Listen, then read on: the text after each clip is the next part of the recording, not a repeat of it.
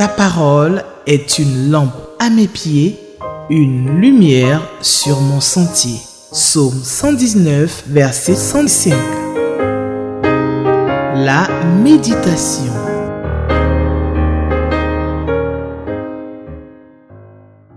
La Bible déclare dans la deuxième lettre de Paul à Timothée, le chapitre 3, le verset 16, que toute écriture est inspirée de Dieu et utile pour enseigner, pour convaincre, pour corriger, pour instruire dans la justice. Et le verset 17 dit que afin que l'homme de Dieu soit accompli et propre à toute bonne œuvre. Chers amis lecteurs de la Bible, Shalom.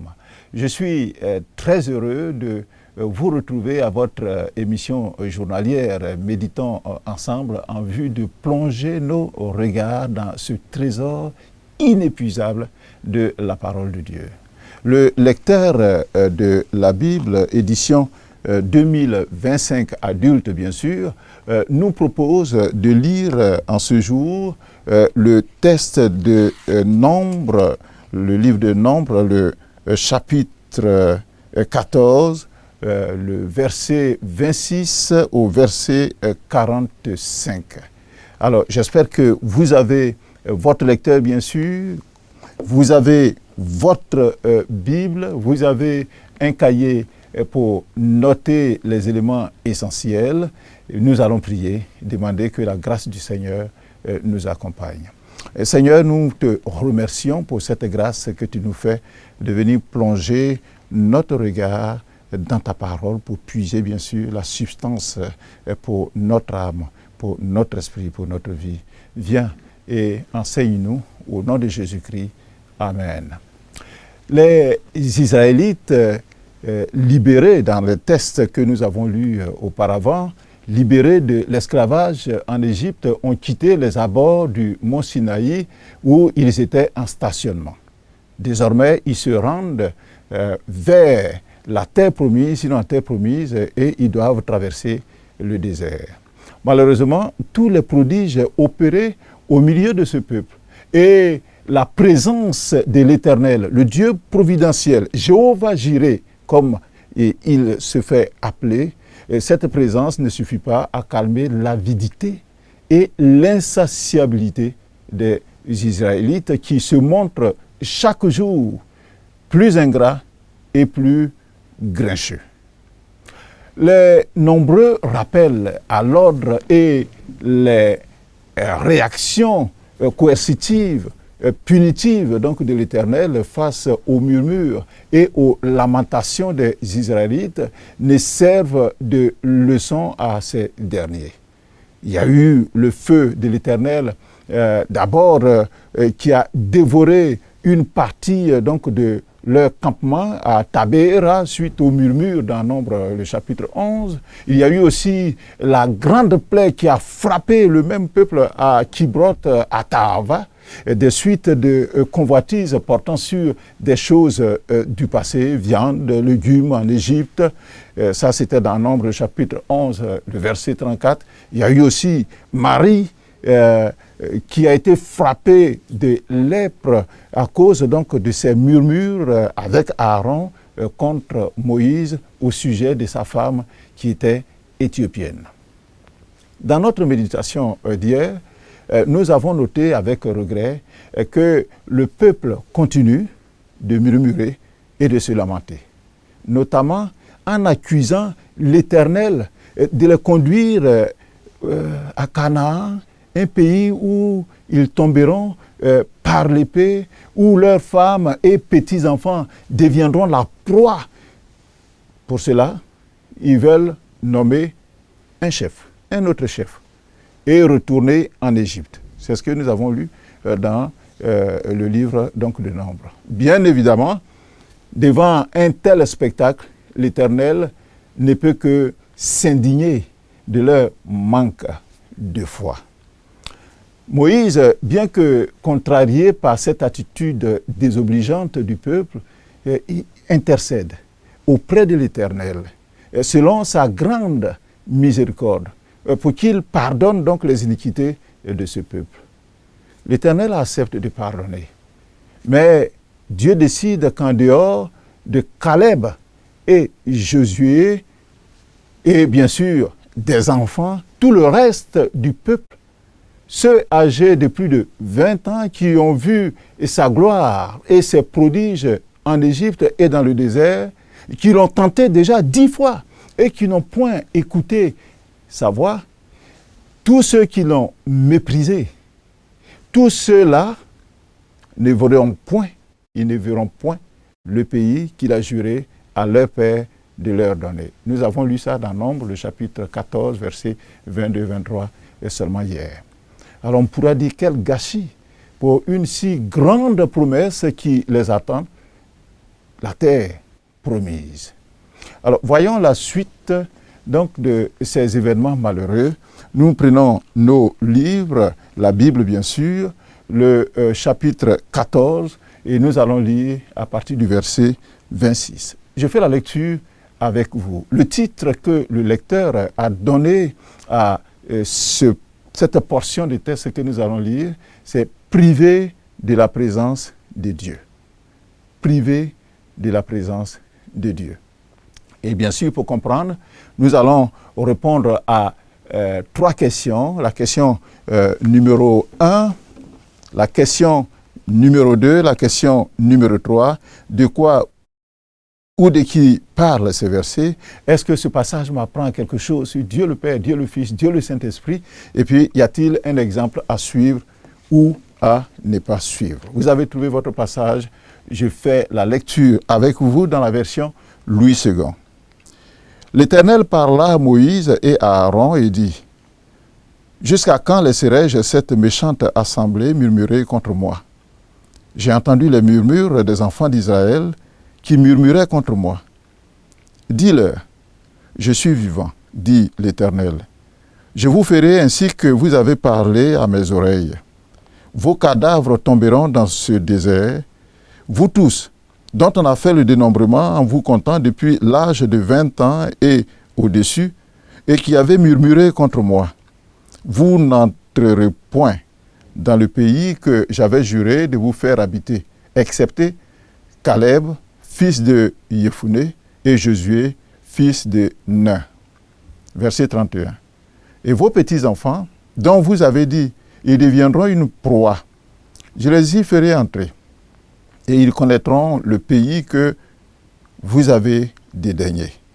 Vos cadavres, à vous, tomberont dans le désert, et vos enfants perdront 40 années dans le désert, et porteront la peine de vos infidélités, jusqu'à ce que vos cadavres soient tous tombés dans le désert. Verset 34.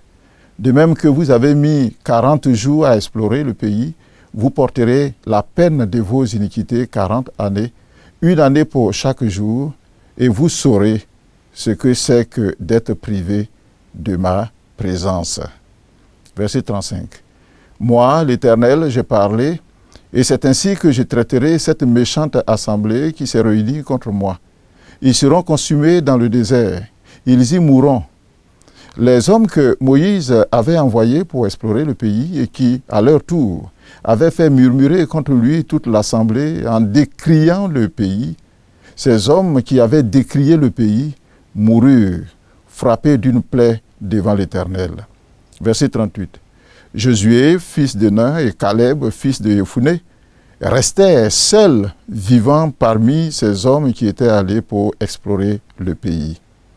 Verset 39. Moïse rapporta ces choses à tous les enfants d'Israël, et le peuple fut dans une grande désolation. Ils se levèrent de bon matin et montèrent au sommet de la montagne en disant, « Nous voici, nous monterons au lieu dont a parlé l'Éternel, car nous avons péché. » Moïse dit, « Pourquoi transgressez-vous l'ordre de l'Éternel? Cela ne réussira point. Ne montez pas, car l'Éternel n'est pas au milieu de vous. Ne vous faites pas battre par vos ennemis. » Verset 43. « Car les Amalécites et les Cananéens sont là devant vous, et vous tomberiez par l'épée. Parce que vous vous êtes détournés de l'Éternel, l'Éternel ne sera point avec vous. » Ils s'obstinèrent à monter au sommet de la montagne. mais l'arche de l'Éternel et Moïse ne sortirent point du milieu du camp. Verset 45. Alors descendirent les Amalécites et les Cananéens qui habitaient cette montagne. Ils les bâtirent et les taillèrent en pièces jusqu'à Horma. Amen. Ah, c'est triste. Vraiment triste. Alors, de quoi, pour répondre à la première question, de quoi ou de qui parlent ces versets? Être privé de la présence de Dieu, eh bien, c'est mourir. Dieu est notre environnement naturel. Et se déconnecter de Dieu, c'est s'engager à mourir. Dans notre texte, le Seigneur précise le châtiment réservé à tous ceux qui se sont déconnectés de lui par leur méchanceté et leur murmure. Nous voyons cela au verset 27 que nous avons lu, où il est dit que c'est une méchante assemblée. C'est-à-dire, les Israélites composent une méchante assemblée et ils ont murmuré contre l'Éternel. Pour cela, voici ce qui les attend. Déjà au verset 25 de notre texte d'hier, il est dit que les Amalécites et les Cananéens habitent la vallée. Demain, ça c'est l'ordre que le Seigneur leur donne, tournez-vous et partez pour le désert dans la direction de la mer Rouge. C'est-à-dire repartir au point de départ vers l'Égypte. C'est ce que Dieu leur avait dit. Notre passage de ce jour donne la suite donc des châtiments. Non seulement ils doivent retourner à la mer Rouge, mais sur le chemin, voici ce qui va leur arriver. Le verset 29 dit que vos cadavres tomberont dans le désert. Vous tous, dont on a fait le dénombrement, en vous comptant depuis l'âge de 25 ans et au-dessus, et qui avez murmuré contre moi. Non seulement vous retournez, mais vos cadavres tomberont dans le désert. Le verset 30 nous dit ceci, que vous n'entrerez point dans le pays que j'avais juré de vous faire habiter, excepté Caleb et Josué. Le verset 32 dit encore une autre sentence. Il dit, vos cadavres à vous tomberont dans le désert, donc vous mourrez dans le désert. Remarquons que le péché des uns peut avoir des conséquences sur les autres. En effet, si la promesse de la terre promise s'accomplira désormais avec la deuxième génération, la génération suivante donc, du peuple d'Israël qui est sorti d'Égypte, il convient de noter cependant que celle-ci, cette nouvelle génération, subira en partie les affres, c'est-à-dire les difficultés, des errements dans le désert pendant 40 ans, en train de ramasser et d'enterrer les cadavres donc, des parents, parce que eux tous, ils sont voués à mourir dans le désert. Et le verset 33 donc, nous le dit. Il dit, vos enfants paîtront 40 années dans le désert et porteront la peine de vos infidélités jusqu'à ce que vos cadavres soient tous tombés dans le désert. Et la sentence continue au verset 34. Il dit, vous porterez la peine de vos iniquités. 40 années. Une année pour chaque jour que vous aurez pris pour explorer le pays. Et vous saurez, ça c'est très important, le titre d'ailleurs que le lecteur a donné à notre texte, c'est cela. Et vous saurez ce que c'est que d'être privé de la présence de Dieu. Le verset 35 continue. Il dit, moi l'Éternel, j'ai parlé. C'est ainsi que je traiterai cette méchante assemblée qui s'est réunie contre moi. Ils seront consumés dans le désert. Ils y mourront. Et lorsque Moïse porte cette information terrible donc, au peuple, alors c'est la consternation, parce qu'il y a de quoi être consterné, dire que nous tous, nous allons mourir, inévitablement.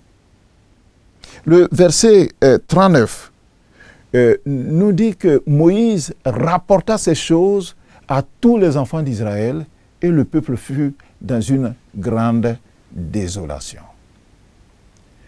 Comment puisse-t-il être si proche de l'objectif, si près du bonheur qui se trouve en terre promise, et puis manquer le but pour des broutilles?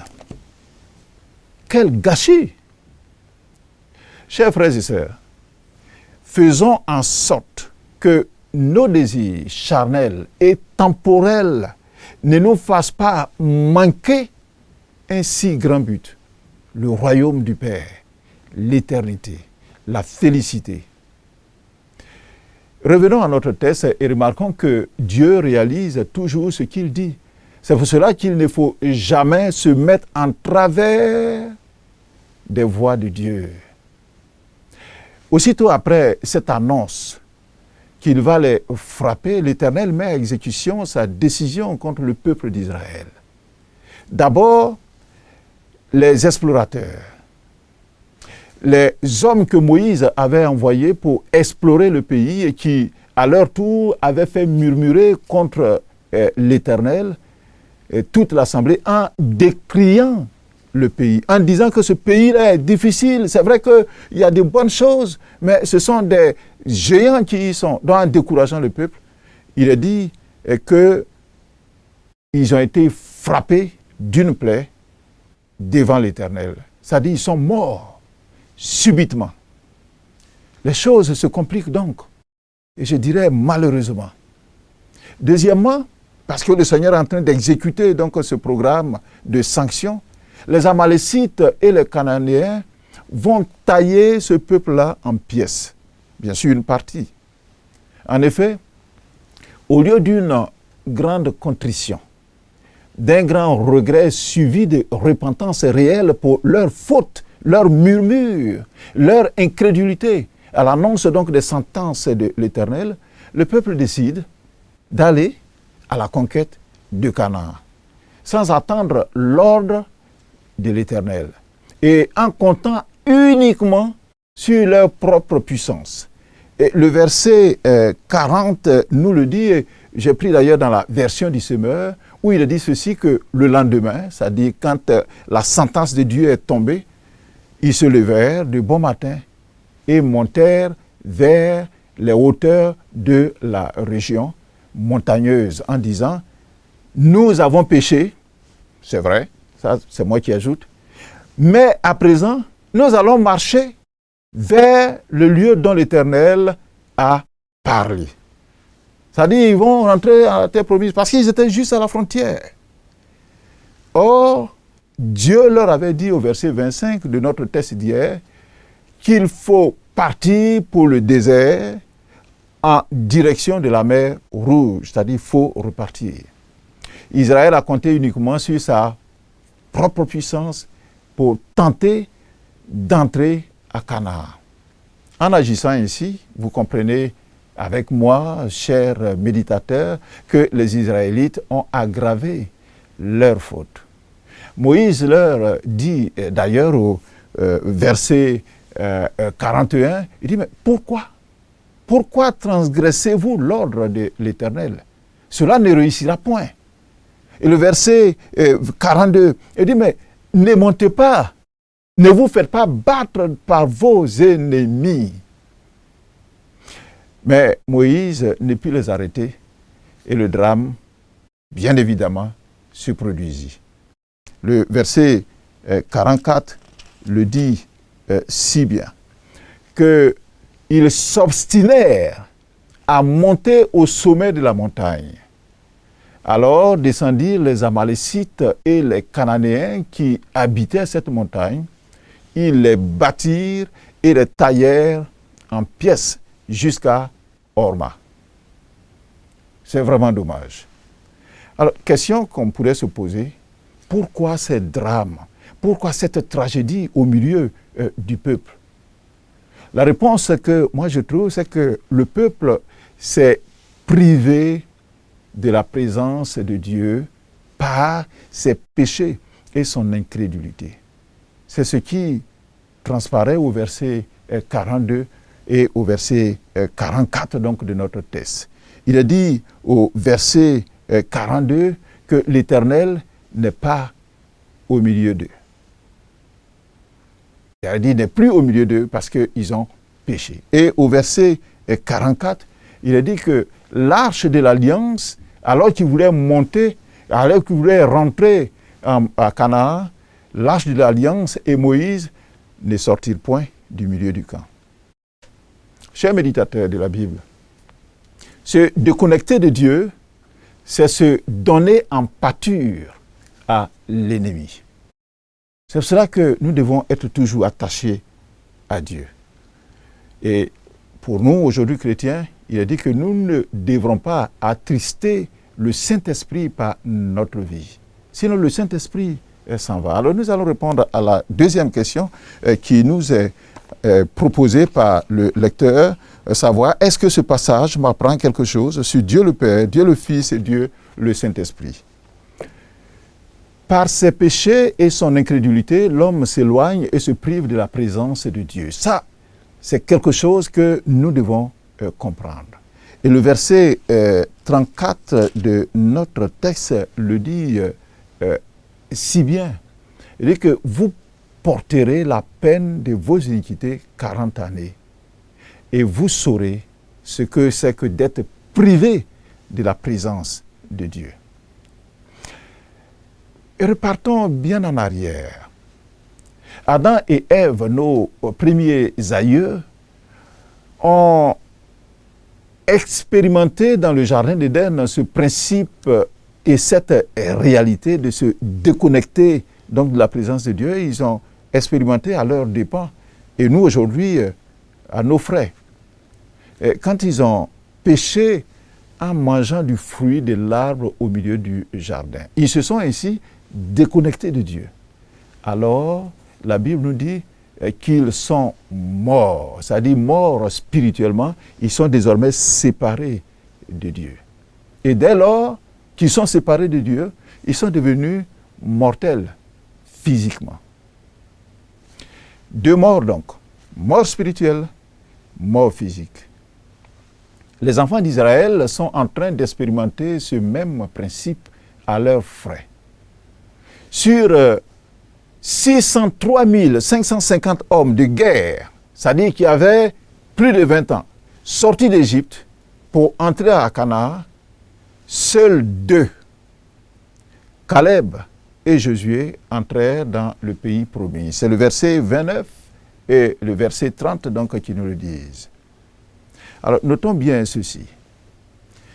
Si les promesses de Dieu à notre égard ne s'accomplissent pas, c'est à cause, très certainement, de nos péchés. Dieu ne nous délaissera jamais, à moins que nous ne l'abandonnions en premier. Et les conséquences d'une telle situation ne conduisent qu'à la ruine. Et on l'a lu au verset 43, où il est dit que parce que vous vous êtes détournés de l'Éternel, l'Éternel ne sera point avec vous. Répondons à la troisième question qui nous est proposée par le lecteur. Y a-t-il un exemple à suivre ou à ne pas suivre?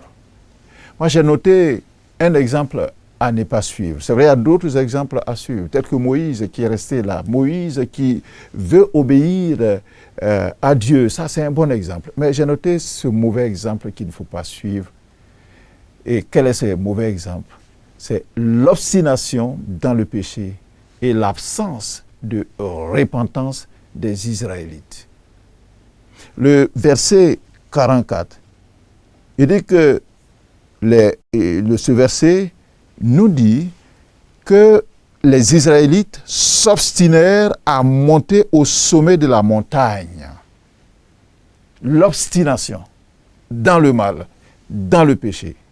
Au lieu de pleurer sur leur péché, afin d'obtenir miséricorde, les enfants d'Israël veulent entrer en terre promise, vaille que vaille, sans celui qui leur a fait la promesse donc de les y envoyer, mais avec leur propre puissance.